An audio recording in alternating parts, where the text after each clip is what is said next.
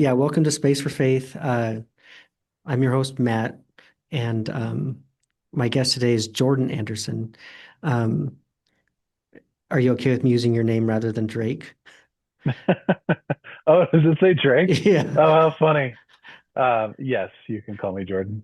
I didn't know if you're trying to conceal your identity. No, he must have been using Zoom on this last. He uses it for school and stuff, so that's funny. Okay.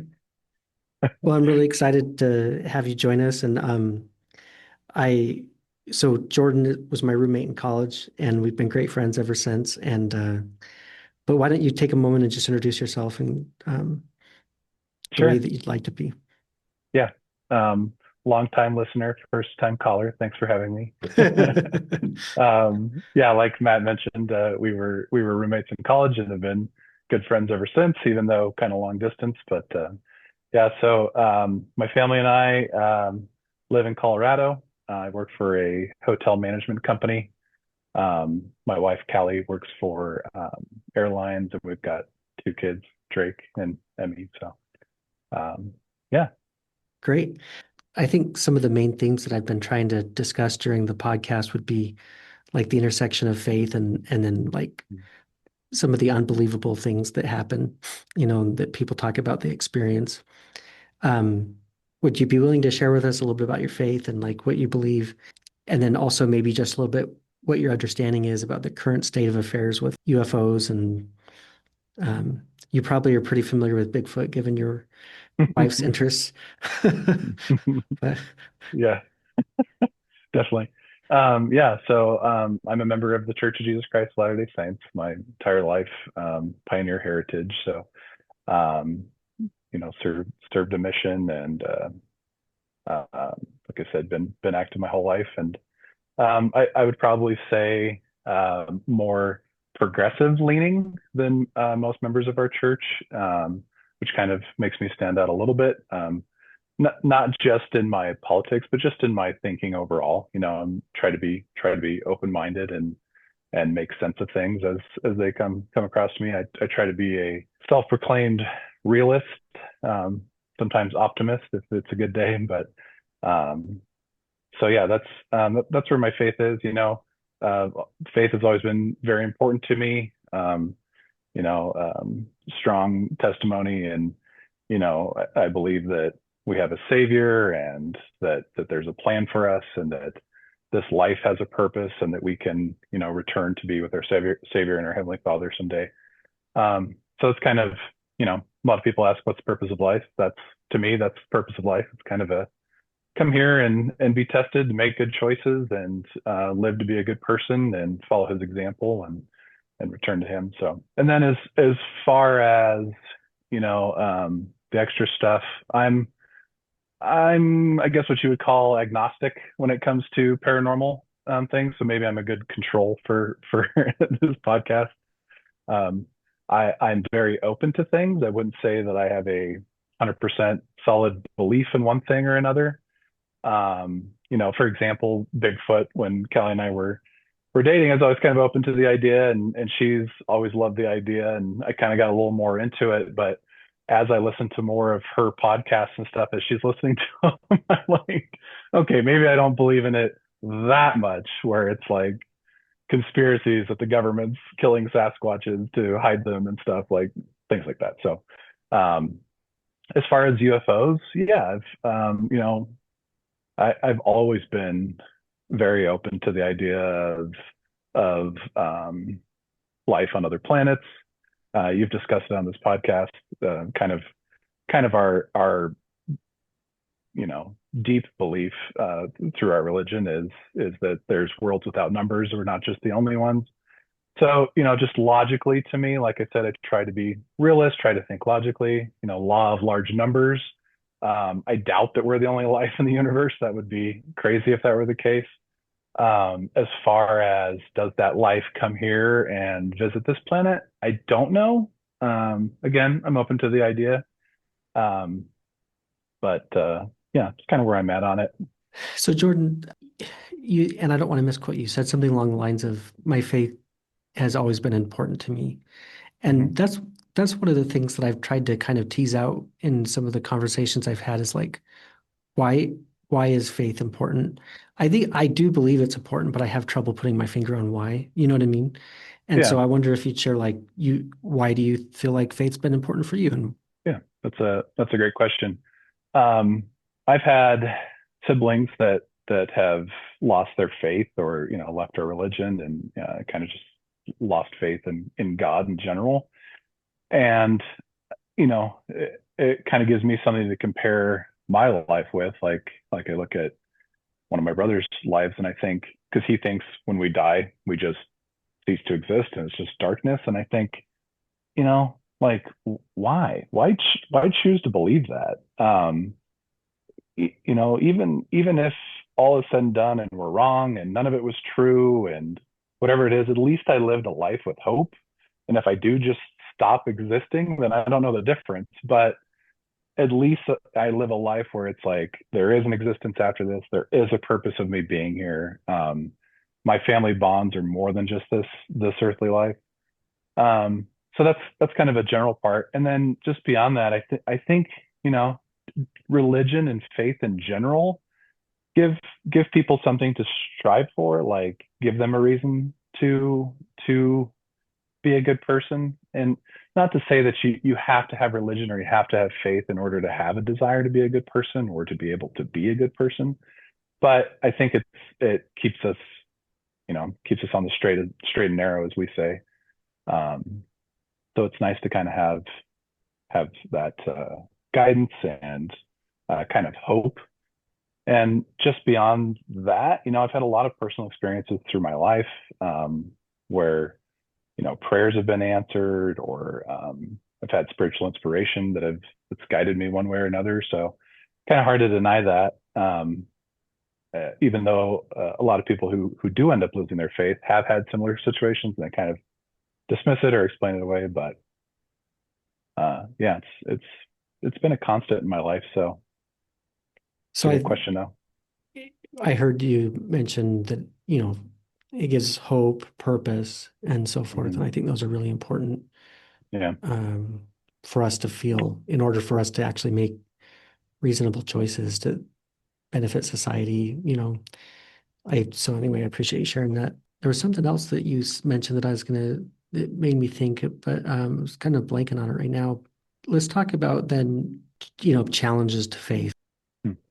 Because at one point you said, why, why would you want to believe that in reference to like one of your brother's Hmm. beliefs? And so it's interesting because what it reminded me is I've kind of come to the conclusion that sometimes faith is a choice. Now, I believe that true faith is rewarded with evidence after we exercise our faith. And so Hmm. there are things that reinforce the faith. So it's not just blind, or it's not just a belief. Right. But I do think there are times when it's like there are some times when I just had to be like, well, this is what I've chosen to believe. And even Right. if I'm not feeling it right now, I'm still going to go with this because it's, you know what I mean? Hmm. And then so in reference to challenges to our faith, how do you feel like we address those? Because we do live in a world that has changed so much even since we were kids. But I mean, you think about like the time of, I mean, it wasn't that long ago that it was horses and wagons and pioneers and, you know what I mean? So like the world's changed really rapidly, and I feel like some of the discoveries or technological advancements could cause people to question notions that were previously held that they might have considered to be elements of their faith. Or I mean, how do you think we should deal with those things? Yeah, it's a good question. I mean, we all deal with that. I've dealt with that where a question comes along and you kind of have to tackle it. Like I'm the type of person when I have a question, I'll study hard, see if I can find an answer, pray about it. I'm also not the type of person where if I don't find an answer that it's like it's gonna ruin my faith or it's like life crushing. It's kind of like you said, our life is advancing just crazy throughout even just our lifetime. And a lot of things that I had questions about as a kid kind of were answered along the way. So that's kind of how I go about things. Not to say that I there's a stigma in religion where people say like shelve your doubts. Um, I don't shelve it to forget about it. I shelve it and kind of wait to see if something comes along that answers it. It's really interesting because literally about an hour ago, I was listening to a podcast and I was driving my kids to the pool, and they were talking about this girl. They were reading Reddit stories, and this girl said she couldn't watch Land Before Time because her religion didn't allow her to, because they didn't believe in dinosaurs. And I was like, what? Okay, never heard that. And she said, yeah, we believe that um, God placed fossils on the earth to test our faith. And even the people reading the story was like, how is that a test? And one person explained, well, it's because some people think the Earth's only 3,000 years old, or Mhm. whatever it is. And then here comes along science and fossils that question that, and people they either accept it and find a balance with it, or we explain it away, where it's, oh, okay, well, those are a test, or maybe dinosaurs lived with mankind and they didn't make it on the ark, or whatever it is. So um, whenever I have issues like that or questions like that, I just try to um, to study it, think about it as far as I can. You know, I remember in high school in biology class learning about evolution, and I thought, this this makes sense. Like scientifically, it seems like there's something here. But then through my religion, I have to think, oh well, does that negate creationism? Does that negate God? Does that, is there a place for both science and faith? And over time, I've found that there is. It's stuff. If I had a tie on, I throw it over my shoulder, which is something we do when it's I'm preaching my own doctrine here, but I try to find answers that make sense to myself. I'm not going to go push it on anyone else, so don't feel like that's what I'm doing here. But just to kind of answer your question, I try to reconcile those two things. You know, where is my belief in science and my belief in, or Jordan, if you can hear me, you froze up. Just wait a minute here. don't hold me to that, but he wrote a book for the same thing, trying to find a balance between, because he, as a profession, as a scientist, so has to teach and study science, and he can't just be like, oh yeah, but carbon dating is not real or evolution is not real. He has to reconcile those things. So it's an interesting read. I don't know if anyone outside of the Church of Jesus Christ of Latter-day Saints would find it as interesting, because it's a lot of deep doctrinal things, like exaltation, and he finds balance between creation and progression and exaltation, and it really helped me. Again, it's not something that I was like, oh, I believe this. This is doctrine to me, but it helped me. It kind of helped me learn to think in those lines, if that makes sense. Like when anything would come along, it's okay, well, I can't explain that, or maybe, my bishop can't explain it, or my parents can't explain it, but that doesn't mean that there's not an explanation for it. And it definitely doesn't mean that, oh, well, one negates the other. I don't think in terms of that way. So I don't know if I answered your question. Sorry, a lot of rambling. It's all good. I appreciate your thoughts. You did freeze up for just a second, so we didn't get the name of the book you were talking about. Oh, it's called From Man to God. And I think the author's last name is Harris. He was a BYU science professor back in the 80s, I think. Okay. Um, So, and you said that you're kind of agnostic about the UFO phenomenon. What do you mean by that? Like, just that I'm open to it. Um, but at the same time, I'm not saying that when people see UFOs or UAPs, I think is what you're supposed to call them now. Um, when people share footage of that, like the Navy Tic Tac video, that's fascinating to me. mm, I don't think that that's fake. I don't think that it's AI. I don't think that, whatever that is. But to jump to the conclusion and say, oh, it's extraterrestrial life, I don't know. Is it advanced? other nations that have advanced technology that we don't know about? Is it some underwater civilization?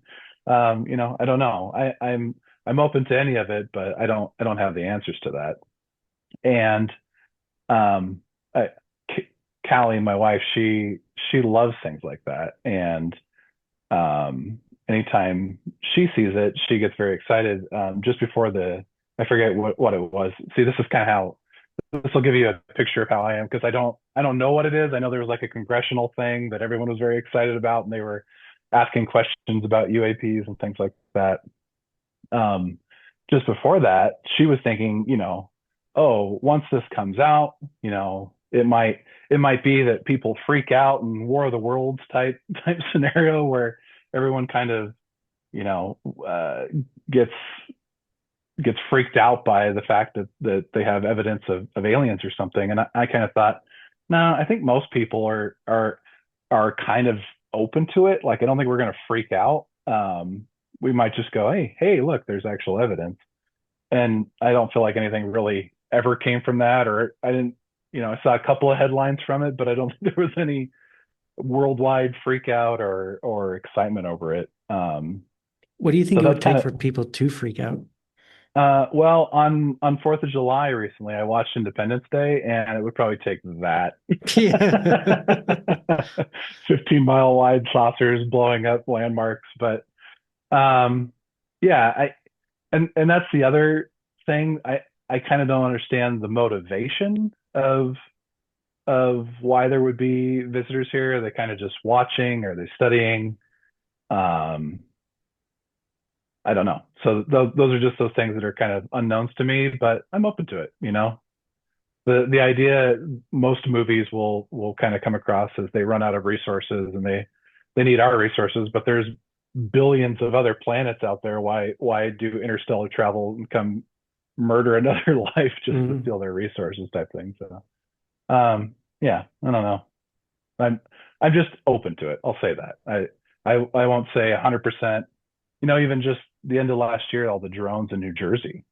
Mhm. So many people are, oh, it's extraterrestrial life, it's aliens, it's this and that, or then it turned to it's Russian spies, and then it was, oh no, it's homegrown corporations that are doing research. So I don't know. It's kind of an Occam's razor thing where sometimes the simplest answer is the answer, but it's just a matter of finding that answer. So Mhm. So, do you have you ever personally had any experiences that you couldn't explain or known anybody like real close people, like people you really know and well and trust that have had unusual experiences? um no, besides, I feel like uh, we've all seen a, hey, that's a funny light in the sky. What is that? Let's look at it for a second and see if we can kind of figure it out. Is it a satellite? Is it an airplane? Is it a UFO? Is it a drone? Years ago, it was probably 2010, 2011. We were leaving a mall, and out above the mountains there was just these two lights that were kind of just sitting there, which just seemed strange. And we sat there and watched them for a second, and then they kind of started rotating around each other, back and forth, rotating, and they were slowly going up as they rotated back and forth on each other.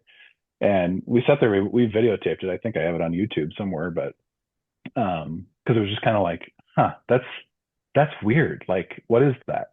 But at the same time, I couldn't gauge how far away they were, so therefore I Mhm. couldn't gauge the size of it. It could have been, maybe some people let loose some candle lanterns and they were just rotating in a weird way. I don't know, but that's one of those things where you stop and you think, okay, let me look at this, let me figure it out. And some people might just look at it and just be like, that's UFOs or it's aliens, or other people it's just whatever. So again, in that situation, I'm open to it. Could have been lanterns, could have been UFO. I'm not sure. And then another time when we lived out in West Arvada, over the city of Denver, I was driving home and I see this bright light kind of hovering over the city, and then a ton of smaller lights come out of it. And I see this and I'm like, what on earth is happening? Pull over, get out of my car, and I'm staring at it. It's back before we had any good phone cameras back then, or I probably would have tried to record it. And these little lights just come out of it and kind of spiral downwards towards the city. And I'm driving home thinking, what did I just see? Like that whole was that a UFO? Trying to make explanation, trying to think of plausible things that could have been that I saw. And got home, turned on the news, and they're immediately talking about, oh, it's people are talking about lights in the skies. It's paragliders for the Bronco game that are practicing some Oh, cool. fireworks show where they come out of the helicopter and they paraglide down.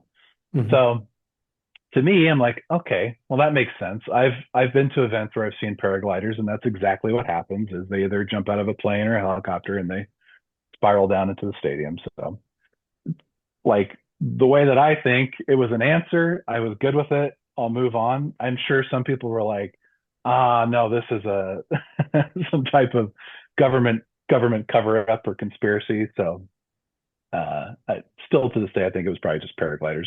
Yeah. But it was enough for me to stop and stare at it and think, what am I saying here? Like, and I Mm. think that happens to a lot of people where it's they didn't get to go home and turn on the news. So for years after that, it's I saw these lights in the sky and I can't explain it, but here's what I saw. So yeah. Yeah. Um, and then known anybody that had any crazy experiences? No, personally, trying to think. No, not of like the extra worldly type. No, not that I can think of. And My that's kind my family heritage comes from Snowflake, Arizona. I know there was the guy there that's yeah, pretty Travis famous Walton. for Travis Walton, is it? Hmm. Yeah, pretty famous, but don't know him personally. That's just the 7 degrees of Kevin Bacon, my Hmm. connection. So, but Um, yeah, because it's kind of interesting because I think for how common the phenomenon is supposed to be, part of me feels like, well, I mean, I've had, the experiences that I've had, but nothing like what some people claim to have had, especially when you get to like alien abduction. hmm And lost time and things like that. Yeah. yeah, and based on, I referenced this in the first podcast episode, but based on some actual like research, statistical research that was done years ago, they estimate that like 1 to 2 million Americans could be experiencing those types of symptoms that would point towards, like you said, missing time and things. But hmm I still think like I haven't had anybody tell me that. You know what I mean? Like, Yeah. Yeah. um, No, and well, and to that point, even if that statistic is true, it's not like those people are walking around to you and I and telling people about it. Going back mhm. to Independence Day movie, I forget his name, but I always call him Cousin Eddie, the guy that plays Yeah. Cousin Eddie on Christmas Vacation. Everyone thinks he's a wackadoo because he's going around telling everyone I got abducted by aliens and they're coming for us. And so I think the people that do experience that worry about kind of the retaliation or how people are going to perceive them. So they're probably not super open about it. Yeah. Maybe on a confidential survey they'll say yes or no, but they're not walking around talking about it as much. Yeah. Why do you think some people find it more interesting and less interesting? That's kind of a hard question to answer, but it's like, it's, Yeah. It's funny you said that because when I was talking, I was thinking about that. Like I was trying to figure out where I am in that camp. uh-huh. Um, I don't know if it's that they don't find it interesting. Maybe it's just that's what it comes down to. Is this something that I believe in? It's almost like people either dismiss it and excuse it or they accept it. It's rare you see kind of an in between, which is where I feel like I fall. So, and maybe it could be, I've brought up a couple of sci-fi movies and things like that to where we've grown up with it. And so maybe just in our minds, it's something that, you know, it's just there. We think it's just kind of commonplace, even though we also know that that's just science fiction. So I don't know. Maybe Yeah. maybe it's a, if you want to go really deep, maybe it's a shared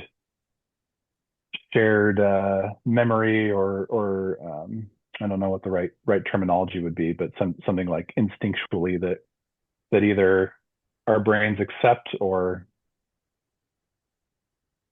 we have a defense against it. Because, like I said, my wife and I are completely different. Where with her, it's to the point where it's, let's get food storage because people are talking about all this alien stuff just in case things go awry. And then there's me that's like, nah, people are fine with Yeah. it. So yeah, I don't know. I don't know what could cause us to be different about it.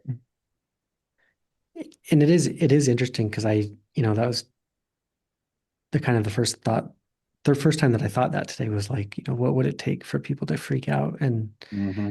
but I think to your point, it would take a lot more than it would have in the past, like when was it Orson Welles and the War of the Worlds broadcast, you know what I mean? And Yeah. and Yeah. and I've Uh-huh. heard that even what happened then was kind of overblown. Like there's some historiosity where people make it bigger than it actually was even at the time. But Sure. but for our generation where we grew up with like Close Encounters of the Third Kind and We're E.T., kind of desensitized. yeah, and so Yeah. it would probably take quite a bit. Um, Yeah. Because for many people, that was the first time anything like that had ever even been thought about, let alone are they hearing it over the radio, and they miss the preamble part where it's, hey, this is for entertainment purposes, and they think it's actual news. It wasn't as commonplace back then.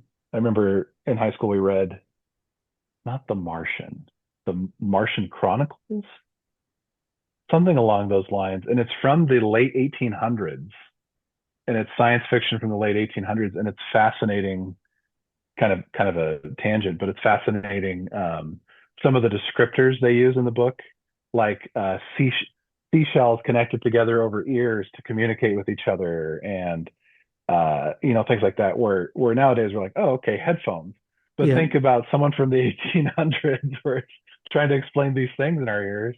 yeah, Um, so it was interesting to see that stuff that far back in history, but at the same time, how many people were reading that? How many people saw it? hmm Was that considered evil or satanic type literature to be even considering?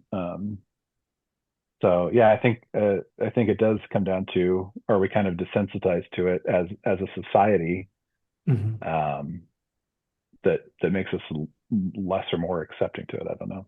hmm I guess I already asked this question in a different way, but I was thinking about like, I mean, you're a hotel manager, but you've obviously never seen like anyone being dragged out of their room at night by like gray aliens and like, Oh no, I've seen and heard some very strange things, but that's not one of them. People seeing ghostly figures and things in their rooms, or thinking people are in their room when there's not, or um, a lot of drug related yeah. instances where people are breaking windows, or hurting themselves in the process. So no, haven't had any of those yet. But I could write a book or have a podcast just on that. So You, you should write a procedure or policy about it. You know, discuss it with your team at the next team yeah, meeting. in What to case do in case. of Yeah. alien abduction. Yeah, yeah, it's interesting. It's funny. My son even said, I don't know, I remember if it was when we were watching the movie, or why he said it, but he said, I find it hard to believe that aliens have the ability to have interstellar travel, which, if you really sit down and think about, is very complex, nearly impossible, to our current way of thinking, or our current science that we have today, where it's literally you'd have to be bending space-time, wormholes, some type of thing, cryogenic freezing in order to survive the amount of time that it would take to to do Interstellar, we don't stop and think how vast space is and how much time it takes to travel just from one spot to another, even in our own solar system, let alone our galaxy or other galaxies. So he says, I find it hard to believe that we other entities have this science or capability to have interstellar travel just to get here on Earth and crash. I know. And I told him, I was like, I've had that same thought, when I thought about um, uh, Roswell, thinking, oh man, they made it all this way and then they just crash. And I told him, I was like, hey, maybe it's, again, here's how my brain thinks. I tried to make sense of it. Hey, maybe it's they had no idea, since we were so far away, what our atmosphere was like, what the size of our planet, the density, the makeup of our atmosphere. Um, they didn't have that part, so they get here and everything just goes haywire and they crash. So maybe that's why. Yeah. Well, it's And as I said interesting. that, Matt, I did realize I do have someone who had extraterrestrial experience. My own mother. I don't know why I forgot this, but so she grew up. She was born in Sacramento, and she grew up in Farmington, New Mexico. And she still to this day, it was only recently that she told us this. It was probably like in the last 5, 10 years. Still to this day, believes that when she was little, she saw aliens. So if I understand correctly, they had kind of a not an outhouse, but a kind of like a shed that was not connected to the house, and they had to kind of go across their yard. And they had some type of ice box or something out there that they kept things in. And she, as a little girl, probably 6 or younger, um, went across the yard, got something out of the ice box, got back to her porch area, and there were little green men, or maybe gray, not too much taller than her, all the same descriptors, large eyes, lengthy, skinny bodies. Um, and they were kind of in the perimeter of the yard or behind the bushes, just kind of staring at her. And it kind of spooked her, but you know, curious little kids sat there and stared at them, trying to figure out what is it that I'm seeing. And eventually either she scurried off or they scurried off. And she goes in to tell, so this would have been very early 1950s. She goes in to tell her family, and they're all like, oh, no, it's just your imagination, or, you know, explained it away. Hmm. And kept telling, and no matter how adamant she was that she saw these little men, everyone told her, no, you're just having an active imagination or whatever it might be. And she even said, you know, she grew up around the time of Roswell, and especially in New Mexico. So it very well could be that she, sees newspaper articles, or I don't know how excessive, how easily it was to see TV or news in that time, but she's seeing stuff about this Roswell crash, and I'm sure there was probably headlines where they had little gray men or green men, and maybe it was an active imagination, but she still to this day is fairly certain she saw what she saw, and nothing ever came of it past that. But kind of interesting. Yeah. I used to joke with my friends when I was younger, because my parents aged very slowly when I was a kid. I mean, they were 37 by the time they had me, the youngest kid, and they just never really showed their age until very recently. And I used to joke with my friends, well, my mom was born the same year as Roswell, and she was born in New Mexico. She might be an alien. That's interesting, though. I appreciate you sharing that. Yeah, Um, yeah. It's funny that I'm thinking, do I know anyone? And my own mom. Sorry, I didn't think hard enough. oh yeah, my mom. Yeah, it's Oh just- yeah. Oh wait, I that was me actually. That's funny. But Well, we just have about a minute and a half left. Do you have anything else you want to talk about before we? I mean, no. Besides, when it kind of, I love that you do this podcast. Like I said, I listen to every one of them. I find it all fascinating. And I love hearing Thanks. people's experience with it. Um, even people from our own faith or people from, Christian background or whatever it might be. Um, Kind of like, I keep using that word, but reconciling, um, between that faith and science or faith and the paranormal or, um, I've heard you ask a couple of times on some of the episodes, like, does that affect you? Does it affect your faith?